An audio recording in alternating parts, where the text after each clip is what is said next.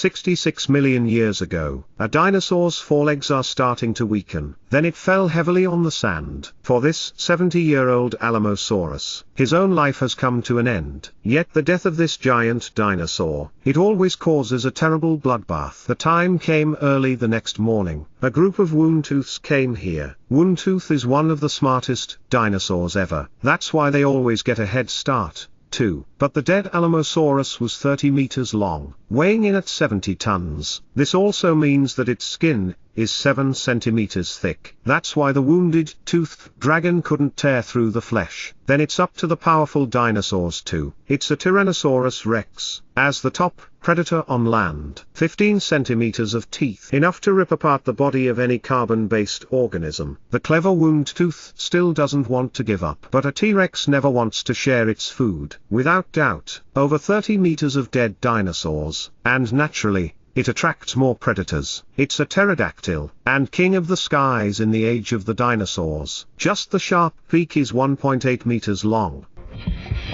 The pteranodon has a wingspan of up to 12 meters. With the sky, you can fight any creature.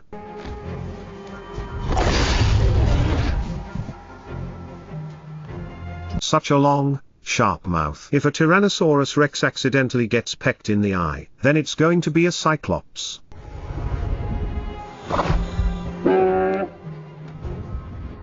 If there was only one wind god pterodactyl, doesn't make the T-Rex budge, but this time it has company.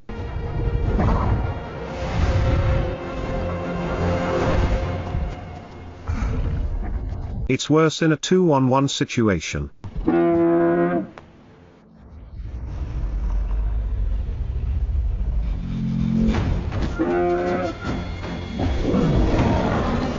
The war is about to begin.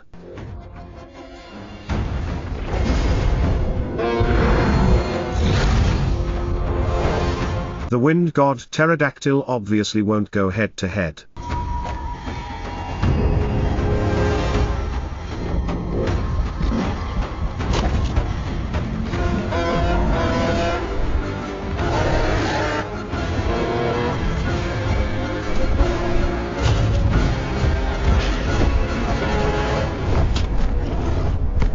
With the sky, they're invincible. So the T-Rex has no choice but to withdraw for the time being. This time it just lost out to the open terrain. I don't know about the next one. Now the two pterodactyls can eat until they're full. But the T-Rex won't stop there. He's smart now. I'll call my wife when I get home. With two Tyrannosaurus rexes guarding the hunt together, it's not just 1 + 1 = 2.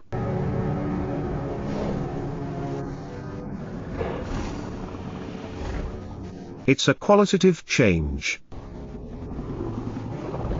And they don't inflate. A good hunter is always humble. Those Triceratops are delicious, though, but the battle power is not weak either. That's why they have to have a perfect plan for this one. The time turned into evening. The two T-Rexes are beginning to wake up one by one. T-Rex had stereoscopic vision. For them, night is as good as day.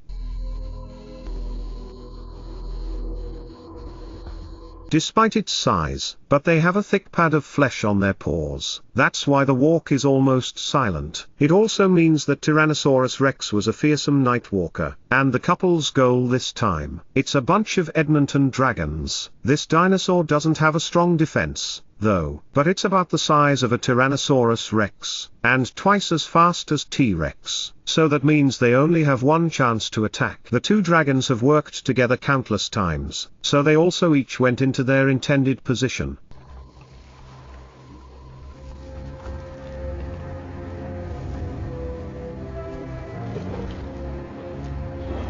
The Edmonton dragons rest at night. Sentries are posted to monitor the neighborhood. That's why one of the T-Rexes made a noise on purpose. After the sentinel was attracted, another T-Rex is approaching the herd.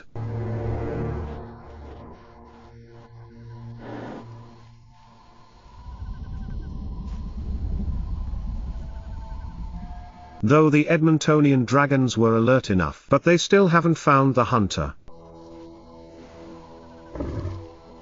Then the hunt is on.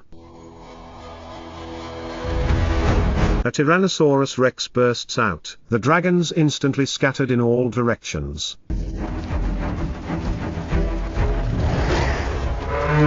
And one of the Edmontosaurus managed to fall into the trap, forced to flee in the intended direction. By this time the other T-Rex knows it's time to close the net.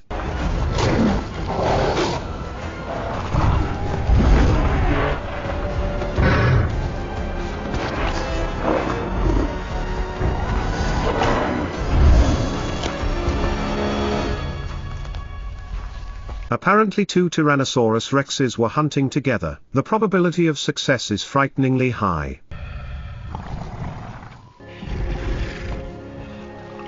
But the story is just beginning. As the saying goes, it's easy to get carried away when you've had enough to eat. The next morning, the couple started to do something.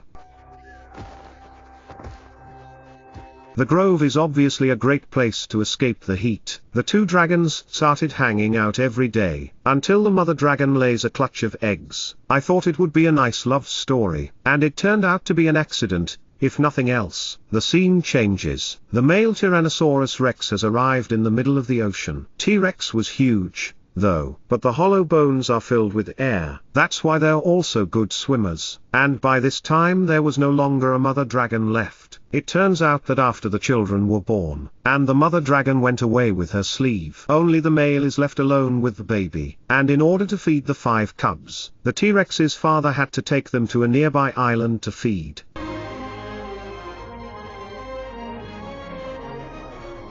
The cubs are also following their father's footsteps.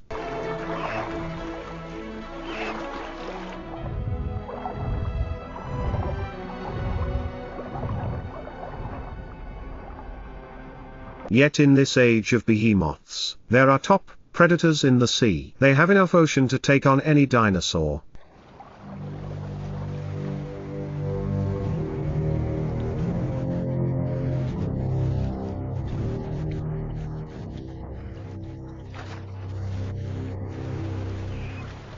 T-Rex's father's powerful senses allowed him to detect the anomaly, so immediately he looked down into the water. A giant Hoffman's kangaroo has arrived in the neighborhood. This is a worse situation for itself. Even in the water, you have the power to fight the Conlong, but he's got 5 cubs behind him, so at the moment it has no choice but to swim faster. The kids don't know what's going on. We're just trying to keep up. But the last little T-Rex is running out of steam. Then the consequences will be very serious. T-Rex's father began to watch Canyon's movements constantly, and the other guy is getting closer and closer.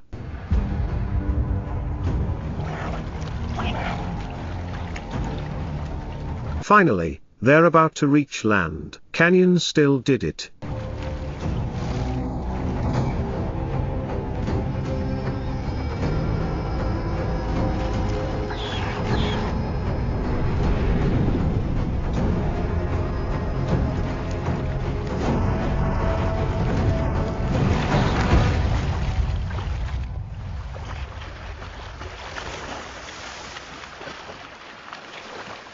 Wait until the T-Rex's father turns around again, finding out you're already missing one of your children. T-Rex had a litter of about 15 pups. Only 1/3 survived the first year. It's probably a mysterious law of nature.